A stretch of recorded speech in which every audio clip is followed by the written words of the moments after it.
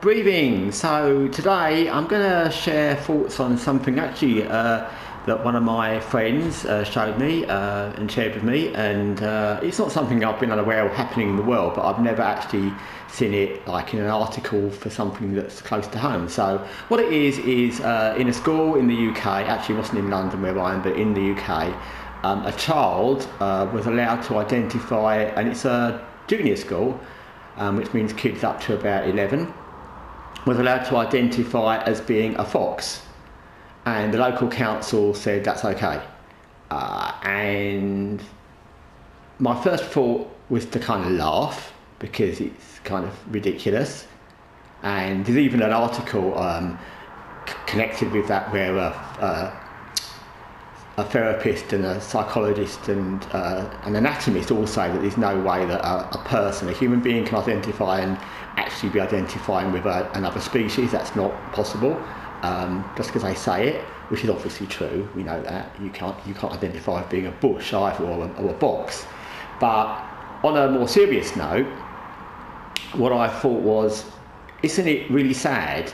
I mean, if you watch how diversity and woke things have changed over the last few years, and some of them are going backwards now because people have had enough of some of them, and it's a constant fight in the media. So we don't know where we'll be in 10 years or 5 years or in the future. We know that there's many things in the past, not just to do with identity or wokeness or anything like that, or diversity, where something was thought of as being normal and then later on it was thought of as being not normal. That can change very quickly.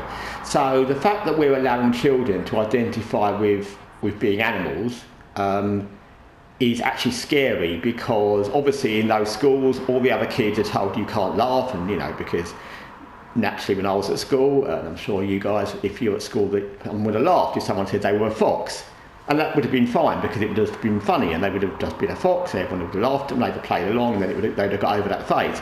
But now if you laugh you probably get expelled or kicked out of school or disciplined. And the same with the teachers. If you said anything anti-fox, you would probably be suspended or sacked. So that child will be fine during his school time or her school time. I can't remember what sex the child was, but I don't think it actually said. But at some point they'll leave school, and the sheltered environment of what the council say you can be and what the school force you to you're allowed to be, because they told the teachers you can't criticise, and they tell the students you can't say anything. But in the real world, as we know, if you go into the real world, into a job, into a bar, into a relationship, to try and meet friends in a social situation, and you say you're a fox, and you spend 5, 6, 7 years in school thinking you're a fox, then you're going to have problems, serious problems. And I don't just mean being laughed at, it could be very, very bad. So it's scary that we're doing that to our children, and we're allowing them to do things that are obviously ridiculous. There's no question that's not ridiculous. And if anyone says it's not ridiculous that a child of that age can be allowed to be a fox in school, like, hello. And also the counter argument to that, as if they're a fox and you eat outside and you eat from a bowl or you eat from the wild, you don't have a phone, you don't watch TV. So they don't really think they're a fox. They're a kind of fox that does human things, like all these people that want to identify with animal species or trees.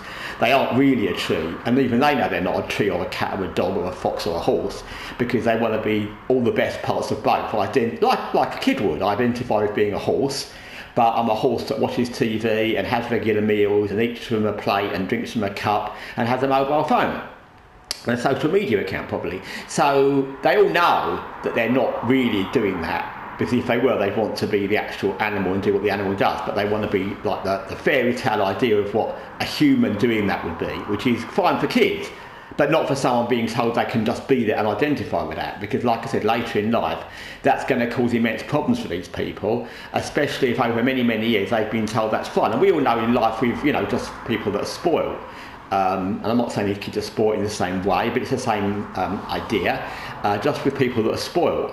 That they can end up being very entitled and not really understanding what's wrong with the things they do. So if kids are told at a very young age, yeah, you can be a fox, and they spend quite a few years in school thinking they can be a fox, and no one tells them it's wrong because they're not allowed to, then later in life they can have numerous problems, not just in adjusting to real life, but also in psychological problems. Because if you've been told for years you're a fox and you can be allowed to be a fox, who knows what your brain is going to think you can be? Who knows what you're going to think? So, and who knows what you're going to think of other people? So the whole thing is just very sad. And like I said, you know, we allow that now, but if that had been 15 years ago, that would have been laughed at in school, and that kid would have been told, don't be silly, and you know, of course. And who knows where we'll be with that in 10 years' time? I don't know. No one knows.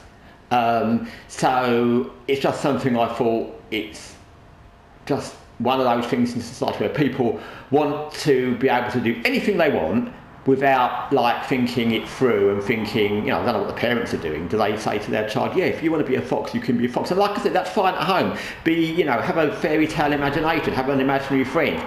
But when you get to the point the school allows it and you have to be treated as a fox in school, which again I don't think means eating your dinner from a tray outside, then, or killing wild animals, then is a problem. Anyway, that's my thoughts for today. Thanks for watching Just Stop Breathing. Until next time.